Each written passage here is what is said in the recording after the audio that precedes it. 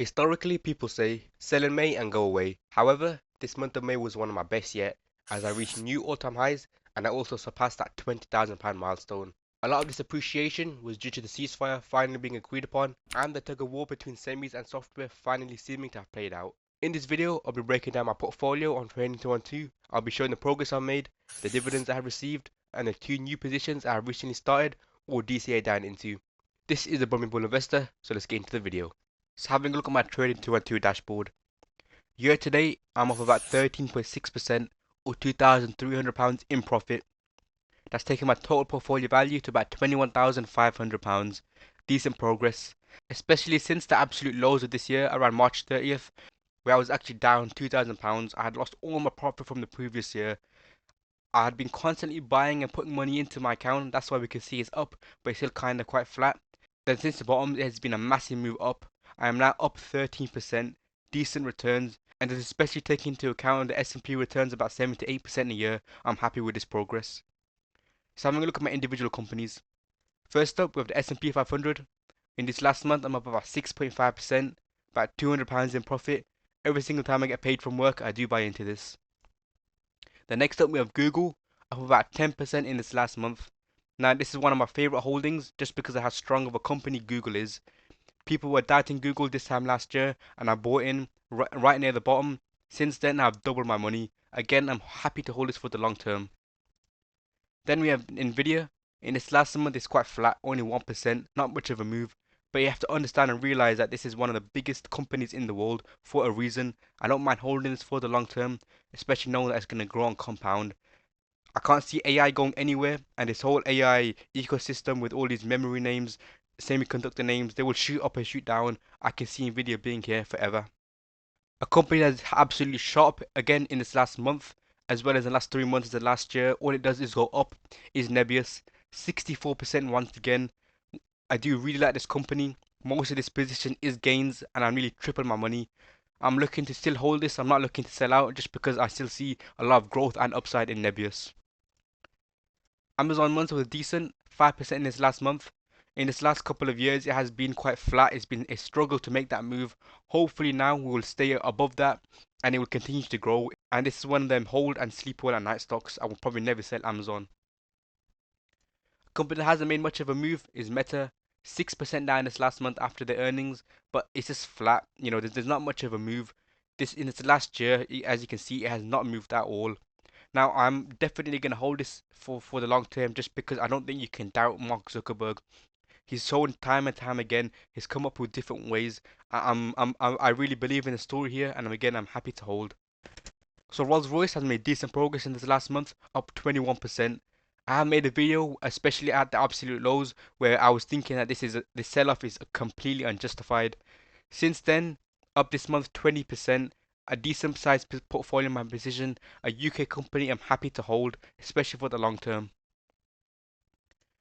So one of my favorite companies in my portfolio right now has to be Zeta Global. I bought into this at the start of the year around January time when it was quite high. I did my research and I found out how important of a company they are. I think 18 straight beat and race quarters. They've released Athena 2.0. They got partnerships with ChatGPT. This company is an absolute growth company. I think at the values it was about $14. It was completely unjustified. My price target for the end of the year, I'm looking about $30, $35, hoping to double my money. In this last week, I'm up 22%, and today up about 10%. I see a very strong potential for this company, and again, I'm happy to hold absolute minimum for this year. Then looking at the rest of my holdings, Visa, again 6%, decent moves after the earning, but if you look at it over the long term, it's a steady long-term growth compounder. Robinhood, decent day today, up about 10% today. In this last month, 13%. I'm hoping to see this above $100 once again. The fintech space as well as the SaaS space has been hit quite badly this year, but today has been a decent year for them both. Having a look at the rest of my holdings, ASML in this last month 16%. This is the definition of a monopoly of a company. They have such a strong moat. I'm happy that I bought into this about a year ago, and I wish I bought more. I'm not looking to buy right now because I wouldn't say they're overvalued, but if we see that $1,200 maybe $1,000 range, I'd be looking to buy in again. Company that hasn't made as much move in this last month is Grab. Now they have got such a strong moat in Southeast Asia, so I'm bullish on this in the long term. But in this last month, down 7%, the last three 17, in this last year 28%. I don't mind buying in at these absolute lows because over time I can see this going up. The next up, we have Novo Nordisk, 10% this month. GLP-1 compounder, which I still think is undervalued. Eli Lilly has made decent moves once again, but if this can just hit maybe 70, 80 where it was this late last year, then that would be decent progress. It is paying nice dividend, and I'm in this for the long term. Then we have Sofi. This company does not want to move, but finally today is up 8%, 17% this month. I recently watched the interview with Anthony Noto, and it's so hard to not want to hold this stock, especially in the long term.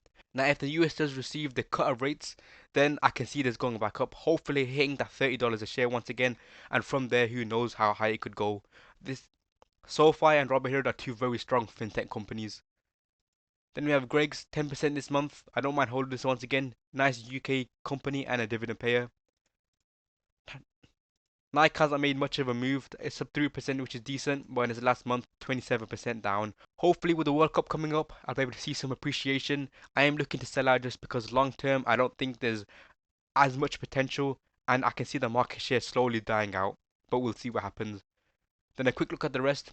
Future properties, I'm looking to sell out just because it's a high yield company and I see better growth in other areas. Same for B&M, I might sell out soon. And the same for UK Wind. A new position of mine is Nokia, 30% in this last month. I did only buy in this week. I was looking around the $13, $14 range and I should have bought, but I didn't. My average is about 15.53, and I'm looking over the next couple of weeks to increase this position. Nvidia and Jensen have put money into Nokia. There's a lot of talk around Nokia, and I can see this hitting $20 by the end of the year. And worst case scenario, I don't mind holding this because compared to where it was at before, I still see a lot of upside to Nokia. So that's most of my holdings. Looking at the heat map for today, a decent month again for the fintech companies. Software has also made a decent move, decent progress once again, and it's important to realize I'm in this for the long term. A lot of these companies I do hold and not look to sell minimum 10, 15, 20 years. I'm in this for the long term growth compounding. Every single time I get paid from work, I like to put my paycheck in here and forget it and just continue to grow and learn. However, I have recently opened a Robinhood account. This is more for some, short to medium term trades, maybe for a couple of weeks or months. My total value over here is about £1,700, and that's about 50% gains year to date. That's about £600. In this last month, again, about £588. Decent progress. My two biggest holdings here are Rocket Lab and ASTS. With the SpaceX IPO coming up soon, these space companies are going to have a re-rating, and that's when I plan to sell. Especially ASTS, I don't really like as much as Rocket Lab. So come the SpaceX IPO, I look to sell out of ASTS and hopefully lock in some good profit. And if you do see a dip, I might look to buy more Rocket Lab, or I might also look to sell. Then we have Sofi. I did buy this as an earnings play and I was down for some time. But after that today, I finally broke it even, so I will be selling out. And then one of my first sort of successful trades will be Reddit. I opened this position in this last month and I have a decent average. And this last week has been very strong for Reddit. I'm up about 18%, about $58, which is about £45, let's say, in profit. And I will probably be selling out of this company soon. It's not because I don't think Reddit is a bad company, but I was in this for a trade, and if I begin to hold, then I might as well keep it on my Train 2 and 2 account. But this has been the progress for my Robinhood account. And finally, we can have a look at my portfolio tracker. Here I track all my investments.